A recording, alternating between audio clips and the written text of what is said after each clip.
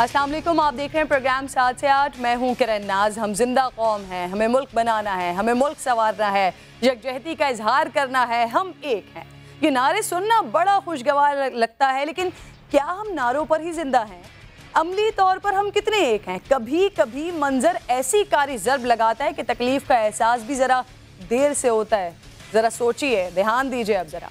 अरीब शहीद हो गया, दियार गैर में मजहब के नाम पर शहीद हो गया, दीन इस्लाम पर जान निछावर कर दी। और ऐसी शहादत के 55% ईसाई से लेकर 41% किसी भी मजहब को न मानने वाले भी मुसलमानों से इजहार यकजहती करते हैं। दियार गैर में आज़ानें गूंजती हैं, गैर मुस्लिम ख़वातीन सरों को ढांपती हैं, वज़ीर आज़म वहाँ की सलाम करती है। अब मंजर बदलता है, शहीद का जज्बे खाकी वतन अजीज़ पहुँचता है, जहाँ 97% मुसलमान हैं। नमाज जनाजा का आगाज़ होता है और गुनाहगार आंखें देखती हैं कि एक मुसलमान मुल्क में लसानियत का लिबादा ओढ़कर इंसानियत का मुजाहरा किया गया। इस मकाम पर भी हम एक नहीं हो पाए। यहाँ यकजहती की नहीं बल्कि झंडों की बहार थी। न्यूजीलैंड के किरदार की तारीफ करने वाले शहीद की लाश पर भी सियासत करना नहीं भूले। क्या ही अच्छा होता काश के इस मामले पर तो सियासत एक तरफ रखकर इंसानियत का मुजाहिरा किया जाता है। इस टॉपिक पर बात करनी है प्रोग्राम में। इसके साथ साथ मजीद हम क्या बात करेंगे, पहले वो आपको दिखा देती हूँ, फिर पहले सेगमेंट का आगाज करूंगी।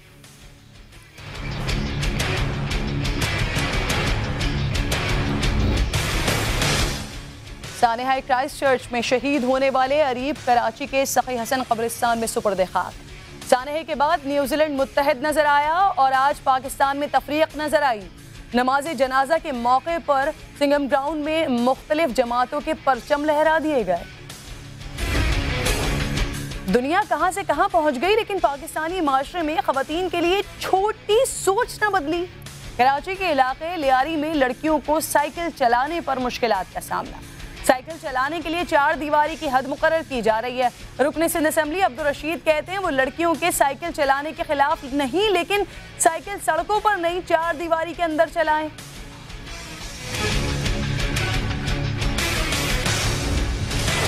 भावलपुर में कॉलेज प्रोफेसर के कत्ल के बाद तदरीसी अमल बहाल। English block professor Khalid Hamid के नाम से मंसूब खुसूसी दुआया तकरीब में शरीक तलबा अबदीदा नजर आए। कहा प्रोफेसर साहब ने कभी मजहब मुखालिफ कोई बात नहीं की।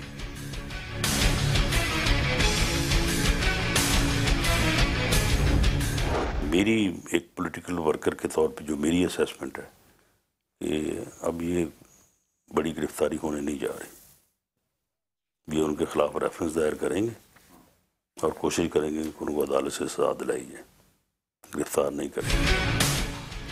आसिफ अली जरदारी को अब गिरफ्तार नहीं किया जाएगा, रेफरेंस के बाद सजा दिलवाई जाएगी। समा को खुसूसी इंटरव्यू में लीगी रहनुमा राना सनाउल्लाह ने बड़ा दावा कर दिया। इल्जाम लगाया वजीर आजम ने 50 लोगों की फहरिस्त बना रखी है। नैब और एजेंसीज को उन अफराद की गिरफ्तारी के लिए कहा जा रहा है। कारकुन नवाज शरीफ के लिए सड़कों पर निकलना चाहते हैं। मुमकिन है बिलावल के एहतजाज में लीगी कारकुन भी शरीक हों।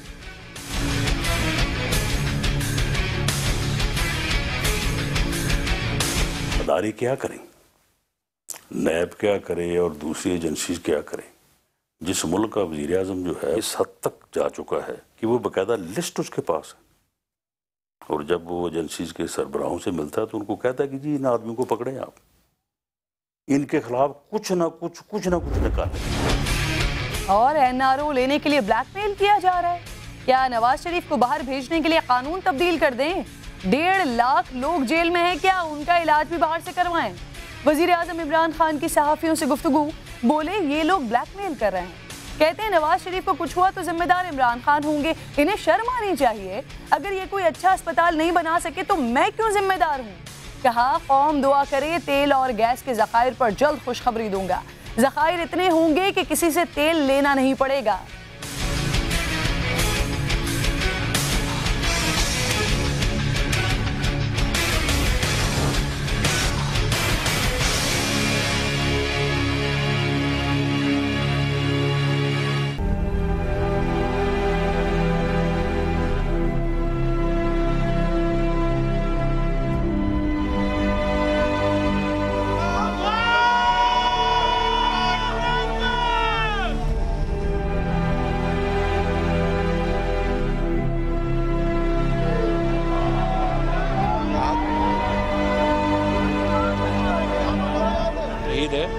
का दीदार करना भी एक बहुत बड़ा ये मुकाम है।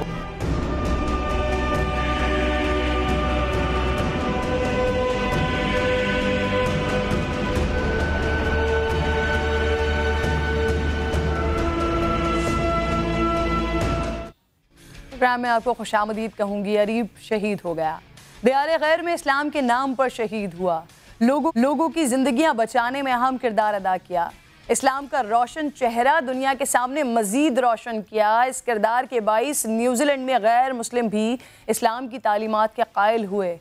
55% ईसाई, 41% किसी भी मज़हब को ना मानने वाले, 2% हिंदू, तकरीबन 2% बुद्ध मत को मानने वाले मुश्किल की इस घड़ी में एक हो गए और 1.18% मुसलमानों से इजहार यकजहती किया। दुनिया को पैगाम दिया कि इंसानियत जिंदा है और इससे बड़ा रिश्ता कोई नहीं होता। न्यूजीलैंड के वजीर आजम से लेकर शहरियों तक हर किसी ने अच्छा इंसान होने का पूरा सबूत दिया। पिछला जुमा जब ये अफसोसनाक वाक़या हुआ, जब ये अंदोहनाक वाक़या हुआ, उस जुमे से लेकर अगले जुमे तक इस तरह के मनाजिर बारहा हमें देखने को मिले। लेकिन जब अरीब शहीद का जज्बे खाकी दियारे गैर से अपने वतन की सरजमीन पर पहुंचा तो यहाँ तो मंजर कुछ और ही था। वो यकजहती और वो इत्तेहाद जो हमें न्यूजीलैंड में नजर आया, उसकी यहाँ कमी नजर आई। इस अहम और हसास मामले पर भी सियासत का मौका हाथ से न जाने पाए, इसीलिए सियासत का आगाज यहाँ भी हो गया। अरीब के नमाज जनाजा के मौके पर सियासी झंडों की बहार नजर आई, सियासी लिबादा ओढ़कर इंसानियत का मुजाहिरा किया गया। क्या ही अच्छा होता कि हम एक कौम होने का सबूत देते। अरीब के जज्बे खाकी की पाकिस्तान आमद पर बस सबके हाथों में सिर्फ कौमी परचम होता। काश शहीद की लाश पर तो सियासत ना की जाती। क्यों हम इतने बेहिस हो गए हैं कि हम हर चीज़ पर इसका आगाज़ कर देते हैं। क्या ऐसे मौके पर भी सियासी झंडे और सियासी हथकंडे ज़रूरी थे? इस पर बात करने के लिए मेरे साथ अदनान आदिल साहब भी मौजूद हैं। अहमद रहमान ने क्योंकि कवर किया है, अहमद अली हसनैन भी साथ होंगे, उनसे भी बात करूँगी। और इसके साथ साथ कोशिश करें कि फ़ारूक सत्तार साहब को भी टेलीफोन लाइन पर वो भी हमें प्रोग्राम में ज्वाइन कर सकें और उनसे भी पूछें कि अगर उन्होंने न्यूजीलैंड के किरदार की तारीफ़ की है तो वो किरदार हमें यहाँ पर क्यों नहीं दिखाई दिया जहाँ 97% मुसलमान मौजूद हैं। अली हसनैन, सबसे पहले मैं आपसे बात कर लेती हूँ। अरीब की नमाज जनाजा के मौके पर कौमी परचम से ज़्यादा सियासी झंडे नज़र आए थे, क्या मंजर था? ज़रा बताइएगा, हो क्या रहा था, क्यों हो रहा था? जी हाँ किरण, जिस तरह भी आपने बताया कि पूरा पाकिस्तान बल्कि अक़वाम आलम आज जो है वो ख़ासी अफसरदा थी जब शहीद अरीब का जज्बे खाकी अपने उसके घर वालों को सौंपा गया, उसके वतन अज़ीज़ में पहुँचा।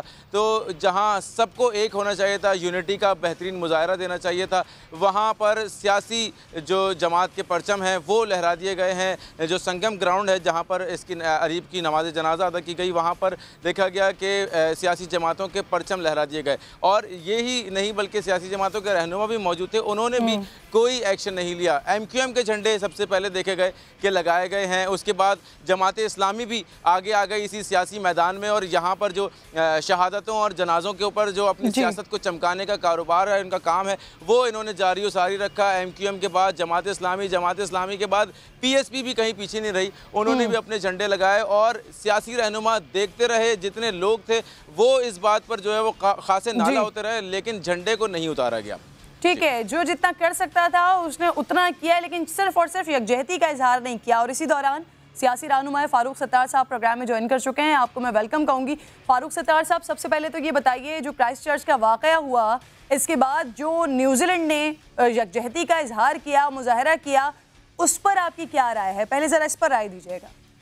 देखिए, हमें तो सलाम तहसीन पेश करना चाहिए न्यूजीलैंड की वजीर आज़म जसिंडा साहिबा को और उनकी पूरी हुकूमत को और पूरे न्यूजीलैंड के अवाम को। उन्होंने जिस मैं समझता हूँ कि बड़े दिल के साथ और जिस एतदाल के साथ और जिस तरह उन्होंने इस पूरे मामले को हैंडल किया, रीच आउट किया, मुसलमानों के सेंटिमेंट्स को, उनकी दिली, उनकी जहनी अजियत को महसूस किया और उसको जिस तरह पैसिफाई किया, मैं समझता हूँ कि पूरी दुनिया में जो है वो इसको पसंद किया गया, इसको सराहा गया। उनका कद भी बहुत बड़ा है, एक बहुत अच्छी बात की फ़ारूक सत्तार साहब। अब आप ये बताइए, आपने कहा अब तहसीन, सलाम, बड़ा दिल, बड़ा किरदार, जिस तरह की जो जहनी अजियत है मुसलमानों को जो हुई वहाँ पर वो महसूस किया गया, तो ये सारी चीज़ें हमने क्यों नहीं महसूस की? ये एक शहीद का जज्दे खाकी है, नमाज जनाजा उसका हो रहा है, यकजहती का इजहार करने के बजाय सियासत का इजहार क्यों हुआ यहाँ पर? ये पार्टी परचम क्यों दिखाई दे रहे थे? सिर्फ एक पाकिस्तान का झंडा काफ़ी नहीं था यहाँ पर?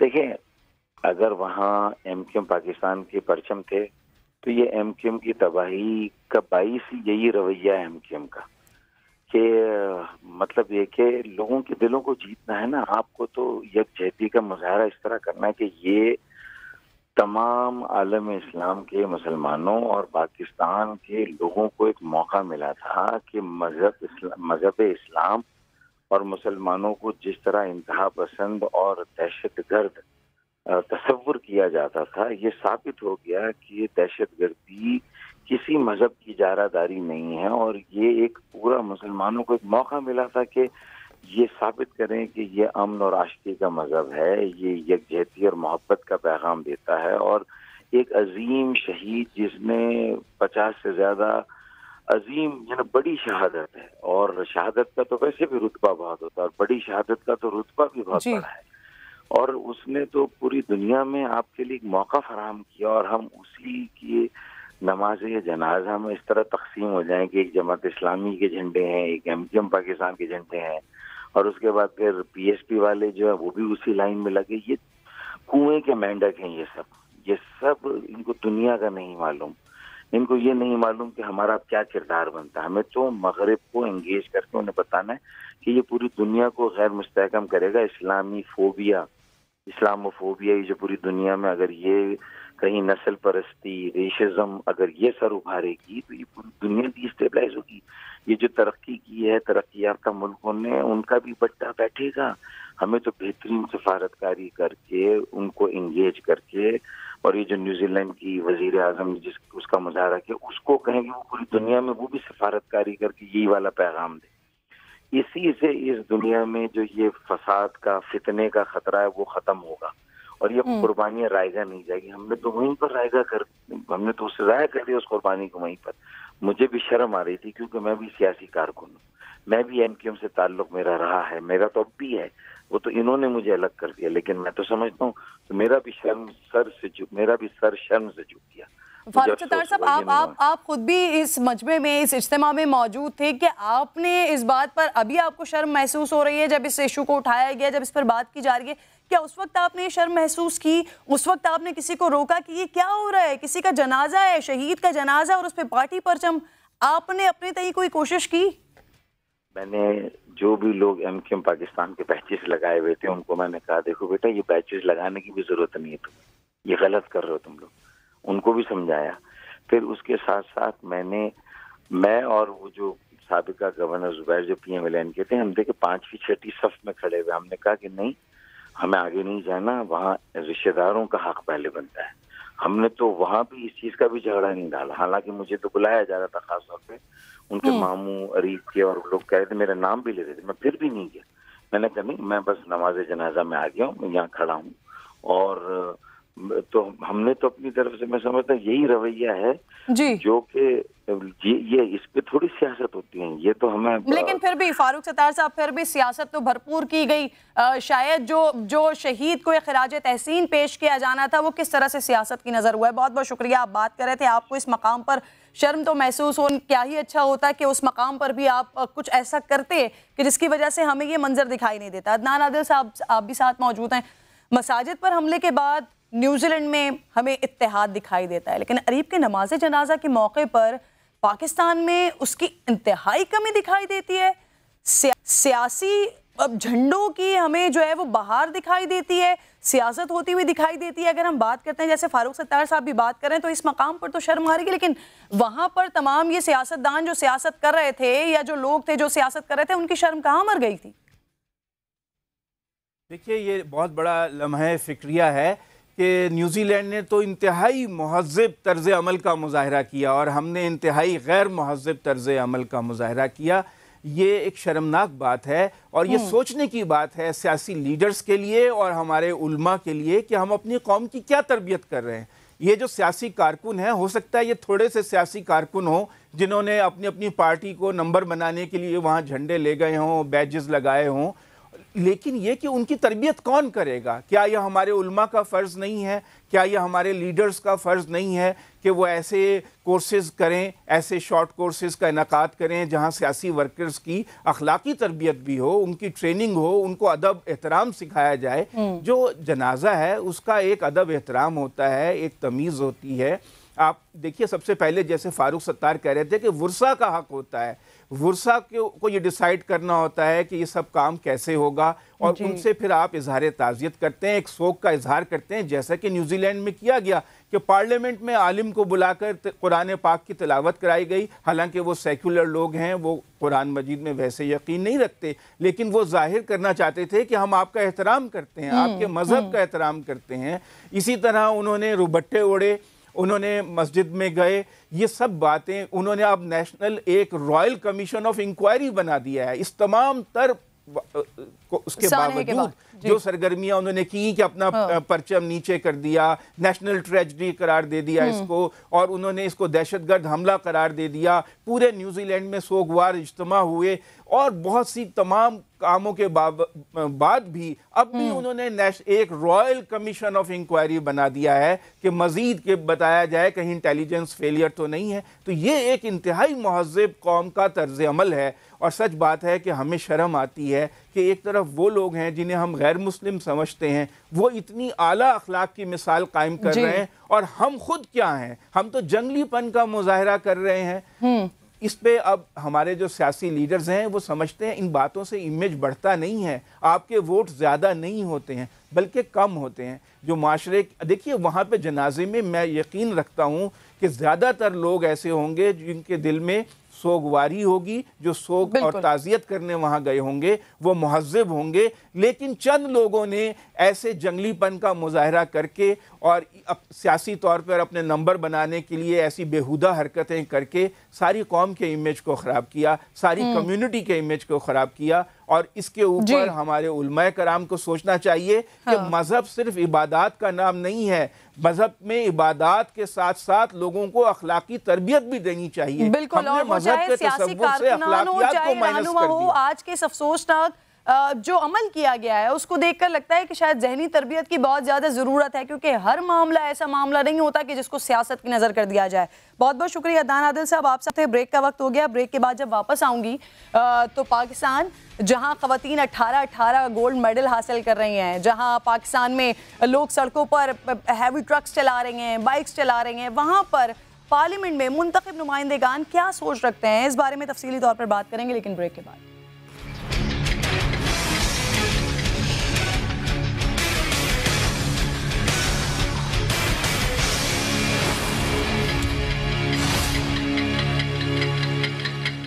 प्रोग्राम में आपको मैं एक बार फिर खुशामदीद कहूँगी। 8 मार्च को ख़वातीन का आलमी दिन, और इस पर हमने एक मार्च देखा जिसकी शिद्दत इतनी ज़्यादा थी कि कुछ लोगों को बहुत ज़्यादा अच्छा लगा, कुछ लोगों को इससे बहुत तकलीफ़ हुई, और कुछ को इतनी तकलीफ़ हुई कि उन्होंने ऐलान कर दिया कि जी अब हम मर्द मार्च निकालेंगे।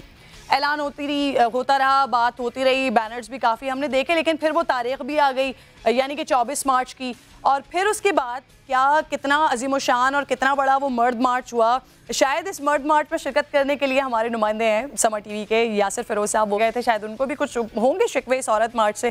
फिर उन्होंने वहाँ पे क्या देखा, तो यासिर मैं आपसे ही पूछ लेती हूँ। सबसे पहले तो बताएं कि आप किस लिए गए थे मर्द मार्च में, और कितना तवील था, कितने मुतालबात सामने रख दिए, कितनी बड़ी तादाद में लोग थे? किरण, एक जितना औरत मार्च के बाद एक क्रेज़ सामने आया था, कुछ जो है वो उनके मुतालबात सही भी थे, इसका कॉज जो है वो कॉज तो जेन्युइन था, इसमें किसी को शक नहीं है, लेकिन इसके अगेंस्ट जो है वो कुछ ट्रोलिंग होना और कुछ मजाक में लेना शुरू कर दिया था, जिसकी वजह से जो असल वजूहात थी और जो असल मसाइल थे औरत मार्च जिसकी वजह से क्रिएट हुआ था वो कहीं पीछे दब गए थे। तो इसी ट्रोलिंग के चक्कर में सोशल मीडिया पे पहले आपने देखा था कि कुछ पोस्टर्स आए, उन बैनर्स का जवाब आया, तो देखते देखते ये एक अगले मरहले में दाखिल हुआ जब एक फेसबुक पे एक इवेंट क्रिएट कर दिया गया जिसमें कहा गया कि 23 मार्च को पहले कहा गया कि 23 मार्च शाम जो है वो 5 बजे, पहले कहा गया 2 से 5 बजे तक फेयर हॉल में सब जमा हो जाए, और बाकायदा कहा गया कि जुनून कॉन्सर्ट के लिए आ रहे हैं, आमिर लियाकत हुसैन साहब का कहा गया कि वो भी ज्वाइन करेंगे। उसके बाद 5 बजे अचानक कहा गया कि भाई अब कल तक के लिए ये मुलतवी हो गया, कल करेंगे सारा मामला। अब अगले दिन यानी कि 24 मार्च को दोपहर 2 बजे से 4 बजे तक हम तो, क्योंकि मीडिया एक कवर करने ही गए थे, कोई ऐसा वो नहीं था, हमें कोई स्टोरी वहाँ से मिलनी थी, लेकिन हम क्या देखते हैं कि 2 से 4 बज गए, जो कि इवेंट का टाइम था। 4 बजे अनाउंसमेंट हुई, क्या 5 बजे हमने कर दिया है, तो हमने कहा कि चलें 1 घंटे और देख लेते हैं। लेकिन 5 बजे भी जो ऑर्गेनाइजर था ना वो आए, मगर वहाँ पे हमारे अलावा 2 बेचारे और मर्द भी आए थे। ऑर्गेनाइजर्स भी नहीं थे? ऑर्गेनाइजर्स भी नहीं थे, ऑर्गेनाइजर्स भी नहीं आए, और 2 बेचारे वहाँ कुछ मर्द आए थे जिन्हें बहुत ज़्यादा औरत मर्द से शिकवे थे। उन्होंने कहा कि भाई अगली बार हम ही ऑर्गेनाइज कराएंगे। और जब हमारी शहजाद गयास कुरैशी, शहजाद गयास शेख एक स्टैंड अप कॉमेडियन है, उन्होंने एक ऑर्गेनाइज किया था, और उनसे जब हमारी बात हुई तो हमने कहा कि ये क्या था भाई, तो उन्होंने कहा भाई इंतहाई माजरत, मैंने तो एक मजाक के तौर पे लिया था कि मर्दों को किसी किस्म के हुकूक की और हमें किसी मार्च की ज़रूरत नहीं है, तो एक ये इवेंट था, और हमने इस इवेंट में ना आके साबित किया कि भाई हमें कोई ज़रूरत नहीं है और हम तो इससे बिल्कुल मजाक लेते हैं। और कुल मिला के 3 लोग थे इस मार्च में? नहीं, एक आप और 2 जिनके बारे में आप बता रहे हैं। की टीम भरपूर गई थी इस मार्च को देखने के लिए। 4 हम थे और एक हमारी खातून रिपोर्टर थी और 2-3 कैमरामैन थे, तो वो अगर कोई दूर से देखता तो शायद उन्हें ये गुमान होता कि मार्च है, लेकिन वो भी नहीं हो सका पॉसिबल। आपने ऑर्गेनाइजर से पूछा, जब आपकी उनसे बात हुई उन्होंने क्या कहा, क्यों नहीं आए? जब आपने ऐलान कर दिया, पोस्टर्स लगा दिए, बैनर्स लगा दिए, फिर आए क्यों नहीं, किया क्यों नहीं ये मार्च? क्या उन्हें पता चल गया था कि ये फ्लॉप होने जा रहा है शो? नहीं, उनका मकसद, ऑर्गेनाइजर्स के मुताबिक उनका मकसद औरत मार्च के अगेंस्ट एक कोई क्रिएट करना था इवेंट, और फिर इसे मजाक के तौर पर ही लेना था। लेकिन वो तो इस बात को कह रहे हैं कि हम मजाक कर रहे थे, लेकिन वाकई उनका इवेंट अगर कहा जाए तो वो फेल हुआ था, क्योंकि वहाँ कोई पहुंचा ही नहीं था। हालांकि इसकी बाज़ जरूर थी कि मर्द मार्च होगा, लेकिन इस बात की दाद देनी होगी कि औरत मार्च जो इन्होंने ऑर्गेनाइज करवाया बहुत ही भरपूर तरीके से था और उसमें मेहनत थी। मर्द मार्च जो है वो एक इवेंट तक बेस रहा, और फिर आखिर में इवेंट ऑर्गेनाइजर भी नहीं आए, शायद उन्हें किसी बात का डर था या जो भी था कि वो फेस किस तरह करेंगे। चलिए, ऑर्गेनाइजर्स को ये क्रेडिट जाता है कि जब आपका मजाक बनता है तो उसको फिर मान लिया जाए कि वो मजाक ही था, तो ये शायद फिर इसीलिए फिर ये मजाक हो गया। बहुत बहुत शुक्रिया आपका, आप साथ मौजूद थे या सब, क्योंकि मीडिया के हवाले से कवरेज के तौर पर वहाँ पर गए थे और वहाँ पर सिर्फ समा की टीम और कुछ 1-2 लोग ही दिखाई दिए, बाकी तो ये शो फ्लॉप था। बहुत बहुत शुक्रिया आपका। अगले टॉपिक की जाने बढ़ूंगी। लियारी में लड़कियों का साइकिल चलाना मुश्किल हो गया है। आज सुबह समा ने इस टॉपिक को कवर किया है, पहले ज़रा ये देखिए, फिर आगे इस पर मज़ीद बात करते हैं।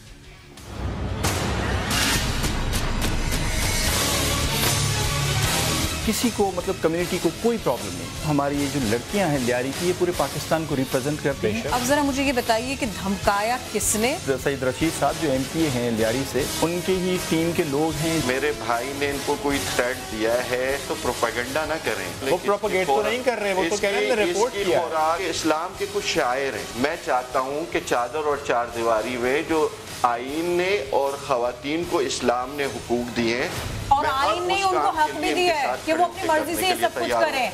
देखिए, मैं इसका मुखालिफ नहीं हूँ, लेकिन ट्रैक बिल्कुल गलत है। और आप बिल्कुल ये फैसला नहीं कर सकते कि साइकिल चलाना लड़की का ठीक है कि नहीं है। लियारी की लड़कियां क्यों नहीं साइकिल चला सकती? भैया अगर काम ही कर लिया होता तो लड़कियां सेफली आ जाती, गोलियां नहीं चलती। तो जनाब, माशरे की तरक्की में ख़वातीन के किरदार को किसी सूरत नज़रअंदाज कर ही नहीं सकते हम, लेकिन इस हकीकत को कबूल करना माशरे में मौजूद बाज़ अनासर के लिए लगता है ऐसा कि बहुत बहुत बहुत मुश्किल है, जो आए दिन अपने खदशात का इजहार करते रहते हैं। कुछ ऐसी मुश्किलात का सामना आजकल लियारी में लड़कियों और ख़वातीन को है, जहाँ साइकिल चलाने पर उन्हें तनकीद का सामना है। जदीद दौर में जब लड़कियाँ तैयारे उड़ा रही हैं, थर में हैवी ट्रक्स चला रही हैं, इस्लामाबाद और कराची में हमने देखा है ख़वातीन रोज़गार के लिए, अपने बच्चों का पेट पालने के लिए टैक्सी, माल बरदार गाड़ियाँ चला रही हैं, और लियारी में साइकिल चलाने पर एतराज़ किया जा रहा है। साइकिल चलाने के लिए 4 दीवारी की हद मुकर्रर की जा रही है। समा के मॉर्निंग शो नया दिन में मजहबी जमात से ताल्लुक़ रखने वाले रुकने सिंध असम्बली है जनाब अब्दुल रशीद साहब, उन्होंने कहा कि वो लड़कियों के साइकिल चलाने के खिलाफ नहीं है, लेकिन लड़कियाँ साइकिल सड़कों पर नहीं 4 दीवारी के अंदर चलाएँ। ये सोच है कि जिसका सामना लियारी में ख़वातीन को करना पड़ रहा है। लेकिन लियारी की ख़वातीन और लड़कियों की सोच इससे बहुत मुख्तलिफ है। वो साइकिल चलाना सीखना चाहती हैं, बल्कि उनके इरादे सिर्फ साइकिल तक महदूद नहीं है। पहले ये सुने। शौक था, मगर माहौल के हिसाब से वो शौक पूरा नहीं कर पाई। और अभी ये है कि लड़कियों के लिए, ख़ास तौर पर लेडीज़ों के लिए बहुत मसले होते हैं, तो इस वजह से मैंने कहा चलो मैं अपने एरिए से ये स्टार्ट करूँ कि मैं इस एज में चला सकती हूँ, तो मुझे देखा देखी जो है ना दूसरे भी ये कर इसलिए साइकिल सीख रहे ताकि अपनी खुद की ट्रांसपोर्ट से, अपनी खुद की साइकिल से हम कॉलेज जा सके और घर पे कोई मसला हो या इमरजेंसी हो तो मतलब किसी की इंतज़ार नहीं करे और खुद ही अपना मसला खुद हल करे। ये देखिए, ये वो सोच है जिसको पाबंद करने की कोशिश की जा रही है। अगर एक लड़की अपने लिए तय करदा हुदूद में रहते हुए भाई साइकिल चलाना चाहे, माशरे की तरक्की में अपना किरदार अदा करना चाहे, तो इसमें बुराई क्या है, कबात क्या है इसमें? क्यों इस जज्बे को और इस सोच को मनफी तौर पर ला रहा है? इस पर बात करने के लिए बिलाल कुतुब साहब भी साथ मौजूद हैं, anchor person, morning show host Kiran Aftab Sahiba भी मेरे साथ मौजूद हैं। किरण, आपसे मैं बात का आगाज़ करूँगी। मॉर्निंग शो में लियारी की बाइख्तियार और पुरएतमाद ख़वातीन की बात कर रहे थे आज आप लोग। लड़कियों के साइकिल चलाने के मामले पर बहस शुरू हो गई, वजह क्या बनी, ज़रा ये बताइएगा। एक सादा सा सवाल किरण नाज, एक सादा सा सवाल। मैंने रशीद साहब से बस इतना पूछा कि ये एनजीओ के लोग हैं, ये गर्ल्स कैफ़े के लोग हैं, ये पूछ रहे हैं आपके भाई ने इनको थ्रेट किया है, तो क्या ऐसा वाकई हुआ है? अपने घर की आपको खबर है? तो उन्होंने ये फरमाया कि वैसे तो ये मौसूफ भी मेरे भाई हैं। अब ये कोई सीधा जवाब नहीं था, ये गोल मोल बात थी। मोहम्मद शोएब भी कोशिश करते रहे उनसे ये पूछने की, मैं भी कोशिश करती रही। उसके बाद जुमे का खुतबा भी आ गया, उसके बाद मसाजिद भी आ गई, फिर उसके बाद में इस्लामी शायर आ गए, फिर उसके बाद में हमारा मुआशरा, हमारी सकाफत, उसमें साइकिल जो है ना वो मेरी बच्चियां तो घर में ही चला लेती हैं। अब आप देखिए ये लियारी के खातून, उनके मसाइल, उनका रहन सहन, लड़कियां सड़क के ऊपर नहीं, घर के ऊपर या इनके दिए हुए किसी ग्राउंड के ऊपर वहां जाके तो साइकिल चलाए। और अब मैं जरा खवातीन की बात कर लेती हूँ कि वो किन किन क्राइसिस से गुजर कर आती हैं। अब तो किरण नाज आपको पता है ना, अब तो रैपर भी है, वो लियारी से, बॉक्सर भी है, कराटे भी कर रही है तो वो लियारी से। तो भाई इस माहौल में, और ये कौन खातून है, ये कौन लड़कियां बच्चियां हैं, ये ड्रग माफिया, गुटखा माफिया, उसमें काम करते हुए उससे लड़कर आगे बढ़कर आई हैं। ऐसी खवातीन को, ऐसी लड़कियों को आप साइकिल के पैमाने में देख रहे हैं, उसके तनाजुर में देख रहे हैं, फिर कह रहे हैं कि मुझे जो है ना शिकायतें मिली हैं। भैया सबसे ज्यादा वोट आपको इस इलाके से मिले तो लोग समझदार थे, और आज जब आपको ये कहा जा रहा है कि साइकिल लड़कियों को चलाने दो तो लोग अचानक मूर्ख हो गए, लोग जाहिल हो गए, मीडिया जानिबदार हो गया, हम जानिबदार हो गए। उन्होंने जाते जाते ये सब कुछ भी कहा और आखिर में कोई 3 बार ऐसा हुआ कि वो अपनी बात पर जमकर रह भी नहीं सके, कायम भी नहीं रह सके। एक छोड़ 3 बार हम दोनों ने कोशिश की, मैंने और शोएब ने, कि हम वो ठीक बात उनसे पूछ सके। उन्होंने जो जो मिसालें कोट की है ना, वो कम से कम मेरी तो समझ में बिल्कुल भी नहीं आ रहा था कि मैं ये कहाँ से बात कर रही। मुझे बड़ी मायूसी हुई, मैं नाउम्मीद हुई हूँ। मुझे, हालांकि मैं हर मामले में रोशनी ढूंढ निकालती हूँ, लेकिन उनके रवैये में, उनके जुमलों में, उनके ख्यालात में मुझे उस लाइट को ना बहुत ढूंढने पर भी मैं पहुंच नहीं पाई जिसका तकाजा लियारी के अवाम, वहाँ की खवातीन और उनके हालात करते हैं। बिल्कुल, साथ ही मौजूद हैं आप किरण, बिलाल कुतुब भी हैं। लड़कियों के साइकिल चलाने के खिलाफ आवाज़ें उठ रही हैं, लियारी में लड़कियों को मुश्किलात का सामना है। रुकने सिंध असेंबली हैं सैयद अब्दुल रशीद साहब, कह रहे हैं लड़कियां 4 दीवारी के अंदर साइकिल चला सकती हैं, सड़कों पर नहीं। बिलाल भाई, ये सवाल बड़ा ही इंतहाई दिलचस्प है। देखिए, ये बात कहना कि अगर हराम चीज है, अगर चीज ही हराम है तो उसको आप 4 दीवारी में कर सकते हैं, फिर तो जितनी भी हराम चीजें हैं, नशे की हालत में जाना भी 4 दीवारी के अंदर जायज करार दे दिया जाए, सिर्फ बाहर। ये कमाल कानून बना रहे हैं कि 4 दीवारी में जो चीज हलाल है वो बाहर हलाल नहीं है। नकाह कमरे में भी हलाल है, नकाह सड़क पे करना भी हलाल है, घर में भी हो सकता है, मस्जिद में भी हो सकता है। ये जो पाबंदियां लगानी है, इनको अपनी ख्वाहिशात पे नहीं आपने लगाना, इनको आपने किसी कदर पे, कदर से मुराद होती है गलत और सही के दरमियान फैसला करने की सलाहियत। अगर वो सियासतदानों में होती तो कहना आज सियासतदानों का ये हशर और हाल ना होता। मैं अदब से गुजारिश करूंगा रशीद साहब से कि इन बातों से ना सिर्फ के परहेज करें बल्कि अपनी इस राय से भी थोड़ी सा हया करें, क्योंकि ये बेटियां जो हैं, ये जितनी हमारी और माँ बाप की हैं वो इनकी भी हैं। इन बच्चियों को रोक के ना सिर्फ कि आप अपने ख्यालात और अपने नजरियात की तजलील कर रहे हो, बल्कि आप इस्लामी रवायत और रवाज की भी जो पर्दापोशी आप पे रह गई, अल्लाह ने कर दी, आप उस पर पर्दे ना उठाओ। इसमें सवाए जिल्लत की उन लोगों के लिए कुछ नहीं है जो ये पाबंदियां लगाना चाहते हैं। मैं अदब से कह रहा हूं ये बात, इस बात से एहसास जो है वो मजरू नहीं होना चाहिए। ये हदायत है, खुदा के वास्ते इनको परहेज करना चाहिए। बिलाल साहब, जब किसी चीज़ पर कदगत लगाने के लिए कोई दलील नहीं होती तो फिर इल्ज़ामात शुरू हो जाते हैं, और फिर यही मौसूफ ने किया कि जब किरण और शुएब बात करते रहे उनसे तो वो फिर इल्ज़ामात पर आ गए, आप एजेंडे की बात कर रही हैं जहाँ से आपको पैसे मिल रहे हैं।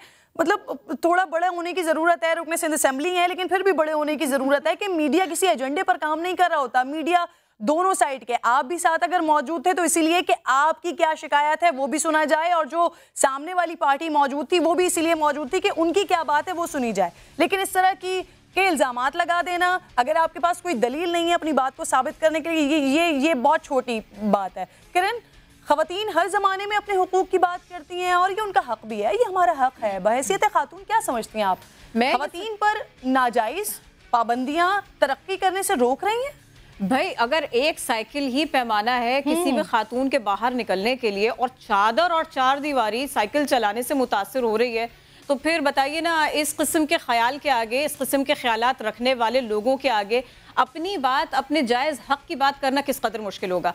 मैं ये समझती हूँ कि लोग औरत मार्च की बहुत ज़्यादा बात कर रहे हैं, उसमें बहुत कुछ ऐसा हो गया जो मेरे मिजाज पे गिरा गुजरा, मुझे खुद बुरा लगा कि ये क्या था।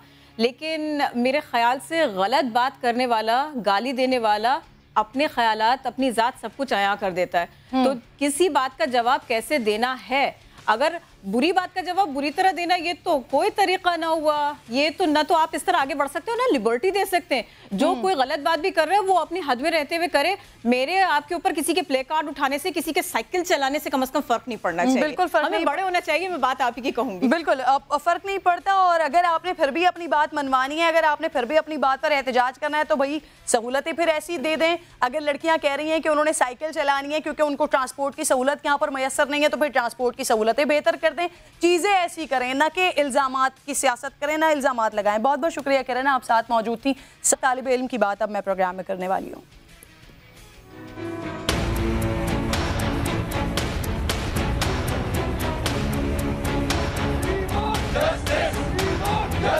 हमारे प्रोफेसर साहब बहुत ही डिसेंट और नाइस पर्सनैलिटी थे।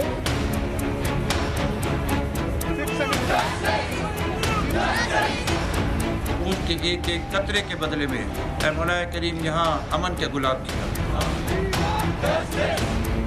खालिद साहब बहुत ग्रेट पर्सनैलिटी वाले थे और माशाल्लाह नेक बंदे थे।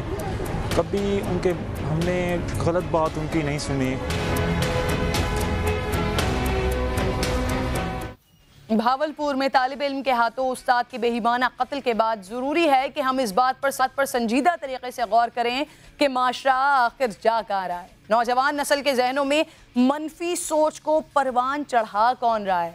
भावलपुर में प्रोफेसर खालिद हमीद के कत्ल के 4 रोज़ बाद गवर्नमेंट SE कॉलेज में क्लासेस का दोबारा आगाज़ तो हो गया, लेकिन दुआया तकरीब में तलबा व तालिबात मरहूम प्रोफेसर को याद करके रो पड़े। तलबा ने कहा कि प्रोफेसर खालिद हमीद इंतहाई शफीक उस्ताद थे, वो बहुत ही नाइस और उम्दा थे। कोई भी ऐसी बात नहीं हुई कि भी वो जिससे ये इतना बड़ा इंसिडेंट होता। जब भी हम उनसे बात करते थे बहुत प्यार से, शफीक तरीके से वो बात करते थे कि बेटा कैसे हैं, बेटा ये है। कभी कोई इस्लाम के ख़िलाफ़ उनसे हमने नहीं सुना था। और न सिर्फ मकतूल प्रोफेसर की बात करते हैं बल्कि तालिब इल्म मुल्ज़िम खतीब के रवैये के बारे में भी बता रहे हैं। साथ ही तलबा बता रहे हैं कि कुछ अरसे से इसके रवैये में तब्दीलियाँ आना शुरू हो गई थी। खतीब क्लास में कम आता था और जब आता था तो खामोश रहता था। गुज़िश्ता कुछ माह से उसने साथी तलबा से घुलना मिलना भी बंद कर दिया था। एक तालिब इल्म की जानिब से यह भी इंकशाफ किया गया कि खतीब ने एक दिन अचानक हंसने को हराम करार दे दिया और अगले दिन हराम का फतवा भी ले आया। कर दिए थे, मतलब ये कि ज़्यादा खुलता मिलता नहीं था जैसे पहले था, पार्टीज़ वगैरह पे आया था वो एटसेट्रा। कुछ टाइम में वो थोड़ा सा चेंज हो गया था। क्लास में बिल्कुल एक साइड पे बैठे रहना, किसी से बात नहीं करनी। एक बार उसने कहा कि यार इस्लाम में हंसना हराम है। फिर एक बार तो फतवा लेके आ गया, कहता ये इस्लाम में ही हराम है, ये फतवा है उसका। तो इस बात से कम ये बात वाज़ेह होती है कि कोई तो है जो माशरे में बिगाड़ पैदा कर रहा है। और ख़तीब की शख्सियत में ये तब्दीली इस बात का वाज़ेह सबूत है। ख़तीब के किरदार पर सवाल उठ रहे हैं जबकि कॉलेज के इंग्लिश ब्लॉक को प्रोफेसर खालिद हमीद से मंसूब कर दिया गया। ब्रेक का वक्त हो गया, ब्रेक के बाद वापस आएंगे, सियासी मामलात पर बात करेंगे। देखते रहिए साथ साथ।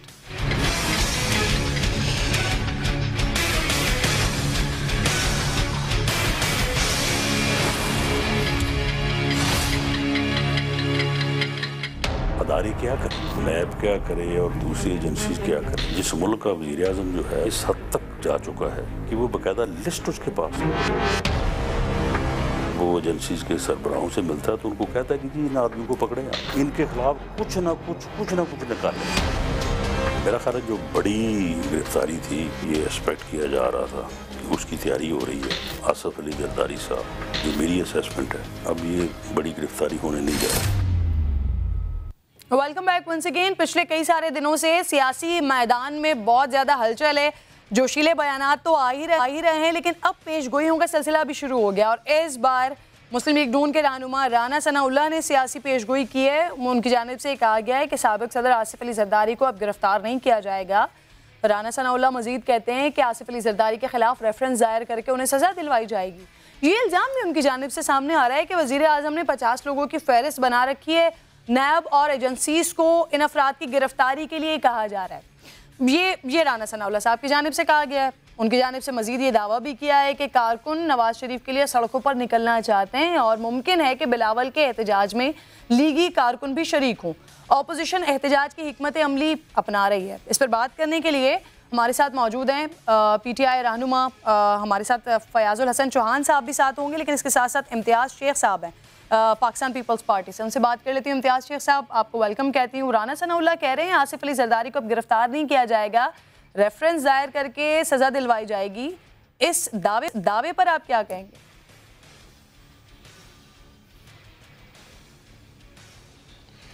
देखिए जी, ये जो इस तरह की क्यास आराइयाँ काफ़ी अरसे से चल रही हैं पाकिस्तान की पॉलिटिक्स, और जब से मतलब PTI की गवर्नमेंट आई है तो पूरे का पूरा निज़ाम ही मतलब इस क्यास आराइयों पर है, और तो कोई काम हो नहीं रहा कि ये इसको पकड़, उसको छोड़, उसको ECL में डाल, उसको ये कर, उसको जेल में डाल। मतलब इस तरह के ही, और वजीरों के बयानात तो इस तरह के आते रहे कि हम तो हैरान हैं। लगता है कि जैसे वो नैब के दफ्तरों में बस शाम को उठ के वहीं से आते हैं और फिर TV प्रोग्राम में आके बैठ जाते हैं कि कल ये अरेस्ट हो जाएगा, परसों ये हो जाएगा। अब देखें, आसिफ अली जरदारी साहब कोई मतलब नए आदमियों में से नहीं है जो कि मतलब पहली मरतबा एहतसाब के उस अमल को फेस कर रहे हैं। इससे पहले भी वो मतलब 11 साल तक जेल खा चुके हैं, और उसमें आखिर में हुआ क्या, कोई चीज साबित नहीं हो सकी। और मतलब वो 11 साल मतलब कहाँ गए कि वो मतलब किसके जिम्मे लगाए। और उस वक्त भी मीडिया ट्रायल इस तरह ही होता था जिस तरह के अभी हो रहा है। अभी भी मीडिया ट्रायल है, अभी भी जो रेफरेंसेस दायर किए जा रहे हैं, कोई मतलब वो कोई फैसला तो नहीं है कोर्टों का। ये मतलब ये आपके इन्वेस्टिगेशन इदारे या मतलब जो आपके तहकीकाती इदारे हैं, पुलिस है, नैब है या और लोग हैं, वो एक केस बना के कोर्ट में ले आते हैं। उसके बाद फिर गवाहियां होती हैं, फिर साबित करना होता है, फिर दूसरी पार्टी को मौका मिलता है कि वो उसको मतलब उसको रिबट करे, उसको चैलेंज करे और अपने सबूत साबितियां लेकर आए। तो मतलब यहाँ तो अब यह है कि कोई GIT ने कोई कागज बनाया, रिपोर्ट दी, तो ये पाकिस्तान की टीवियों पे इस तरह पेश किया जाता है कुछ चैनल्स पे, जैसे कि मतलब वो फैसला आ गया और मतलब वो सब चोरियां साबित हो गई, वो मतलब जो भी थे, मतलब जो उनके इल्जामात थे वो साबित हो गए। इस तरह नहीं होता, अभी आने तो दें। इम्तियाज़ शेख साहब, इल्जामात को गलत साबित करने के लिए, लेकिन आपकी जानिब से कुछ आ भी तो नहीं रहा है सामने। बहरहाल उसका क्या हुआ? इम्तियाज़ शेख साहब, मुझे बताइएगा पीपल्स पार्टी के ट्रेन मार्च की क्या तैयारी है सर? हम वेट कर रहे हैं कि कोर्टों में से आए। इम्तियाज़ शेख साहब, ट्रेन मार्च के लिए क्या तैयारी है पीपल्स पार्टी की? तरफ से मौकूफ नहीं आता, हमारे मौकूफ आ रहे हैं, बार बार आ रहे हैं। ट्रेन मार्च नहीं है जी, ट्रेन का सफर है जो कि अवामी राब्ते की मुहिम है, जो हमारे चेयरमैन साहब करना चाहते हैं। और पाकिस्तान पीपल्स पार्टी हमेशा आवाम के साथ राब्ते में रहती है, वो लोगों के साथ मिलना चाहते हैं, लोगों को बताना चाहते हैं कि उनके साथ क्या हो रहा है, क्या ज्यादतियां हो रही हैं। सिंध के केसों को पंजाब में ले जाके लोगों को वहां तंग किया जा रहा है, ट्रायल करने की कोशिश की जा रही है। पिंडी के जो मतलब केसेस हैं, वो पिंडी का जो तारीखी रोल रहा है पीपल्स पार्टी के साथ, वो भी आपको पता है। शहीद जुल्फकार अली भुट्टो को वहीं फांसी दी गई, बेनजीर साहबा वहीं शहीद की गई, फिर उनके सबूत साबितियां मिटा दी गई। अब फिर पूरी क़यादत को वहां ले जाके मतलब क्या सिंध के जजों पे आपको एतमाद नहीं है? क्या सिंध की नैब पे एतमाद नहीं है? मतलब ये तो बड़ी हैरान कुन बात है। इम्तियाज शेख साहब, आपका ये मौक़िफ़ है, लेकिन शायद आप भूल रहे हैं ट्रेन मार्च के बारे में बिलावल भुट्टो ने खुद कहा था, जेल भरो तहरीक के बारे में बिलावल भुट्टो ने खुद कहा था अपनी प्रेस कॉन्फ्रेंस में। आज राना सनाउल्लाह साहब कह रहे हैं मुस्लिम लीग नून भी साथ दे सकती है। कोई राब्ता हुआ है मुस्लिम लीग नून से आपका? देखें जी, राब्ते तो बिल्कुल पॉलिटिकल पार्टीज के हैं, राब्ते हैं। आपको देखा कि वो मियां नवाज शरीफ से भी मिलकर आए हैं अपना अस्पताल में या जेल में मिलने गए थे उनसे। तो ये तो पॉलिटिकल पार्टियों के राब्ते होते हैं। अब लोग इस तरह तंग आ गए कि तमाम पॉलिटिकल पार्टियां ये चाहती हैं कोई एहतजाज हो, कोई शोर हो, लेकिन डेफिनेटली उस पर बात होगी, उस पर मतलब कोई एजेंडा बनेगा, उसका लाएअमल बनेगा, उसके बाद शायद ये भी चीज हो जाए। और पॉलिटिक्स में कोई चीज ये तो नहीं कि आज जो फैसला है वो कल वही रहेगा। अगर आज फैसला है अवामी राब्ते का तो कल एहतजाज की कॉल भी आ सकती है, कल ट्रेन मार्च भी हो सकता है, कल मतलब बाकी जो एहतजाज के जरा हैं वो हो। लेकिन अभी हम आवाम को बताना चाहते हैं कि देखिए हमारे साथ ये ज्यादती हो रही है और दीवार से लगाने की कोशिश हो रही है पाकिस्तान पीपुल्स पार्टी को। और हमने कभी एहतसाब से हम नहीं भागे, एहतसाब को फेस किया है। अभी भी तमाम की तमाम पेशियों पर हमारी लीडरशिप जाती है और मतलब सुबह से शाम तक वहाँ होती है। इम्तियाज शेख साहब, एनआरओ पिछले कई सारे दिनों से गूंज रहा है, कभी पार्लियामेंट में आवाज आ जाती है, कभी ऑपोजिशन की जानिब से आवाज आती है। आज वजीर आजम साहब कह रहे हैं एनआरओ लेने के लिए ब्लैकमेल किया जा रहा है। कौन कर रहा है ब्लैकमेल? पीपल्स पार्टी कर रही है या पीएमएलएन कर रही है? देखिए जी, वो बेचारे वजीर आजम इस वक्त बौखला चुके हैं, उनके साथ हुकूमत चल नहीं रही, पूरे मुल्क की माशी हालत उन्होंने तबाह कर दी। असद उमर जैसे नाअहल वजीरों को रख के पूरी मईशत को उन्होंने डुबो दिया। और अब वो मतलब क्या कहेंगे? तो पहले बताएं तो सही कि एनआरओ कौन मांग रहा है इनसे, किसने मांगा, किस वक्त मांगा? और एनआरओ देने की पोजीशन में ये तो है भी नहीं बेचारे, ये मतलब क्या करेंगे? ये इनसे तो अपना काम नहीं संभल रहा, इनके वज़रा से काम नहीं संभल रहा। उल्टा मतलब वज़रा बजाय मुल्क में बेहतरी की सूरत हाल, इन हालात में जो कि इस वक्त बॉर्डर पे टेंशन है, जो सूरत हाल है उसमें मतलब सबको साथ लेके चलने की बजाय वो मतलब सबको गाली गलौज, किसी की बेइज्जती करना, इस तरह तो सियासत नहीं होती। कभी पाकिस्तान में इस तरह की सियासत हुई भी नहीं।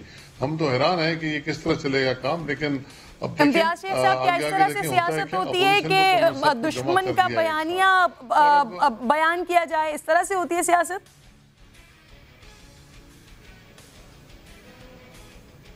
बिल्कुल भी नहीं होती जी। और पाकिस्तान पीपल्स पार्टी की लीडरशिप, बिलावल भुट्टो साहब हों या हमारी बाकी लीडर साहबान हों, मोहिब्बतन, और हमें किसी से सर्टिफिकेट लेने की जरूरत नहीं है। हमने जो हमारे बिलावल साहब ने बयान दिया था वो ये बयान दिया था कि एक तरफ से आप कहते हैं कि जो नेशनल एक्शन प्लान पे अमल होना चाहिए, ठीक है जी, आप बजाय अमल करने के उन्होंने कहा कि तीन वज़रा आपके जो हैं वो मतलब उन तंजीमों के कालदम तंजीमों को लोगों के साथ देखे जा रहे हैं और अभी भी बयानात दे रहे हैं। तो अगर आपको अपनी नेशनल एक्शन प्लान, ठीक है। इम्तियाज शेख साहब, बहुत बहुत शुक्रिया, आप साथ मौजूद थे। प्रोग्राम का वक्त बिल्कुल खत्म हो गया है, कल आपसे मुलाकात होगी। अपना फीडबैक जरूर दीजिएगा फेसबुक और ट्विटर पर। अल्लाह ने के बाद।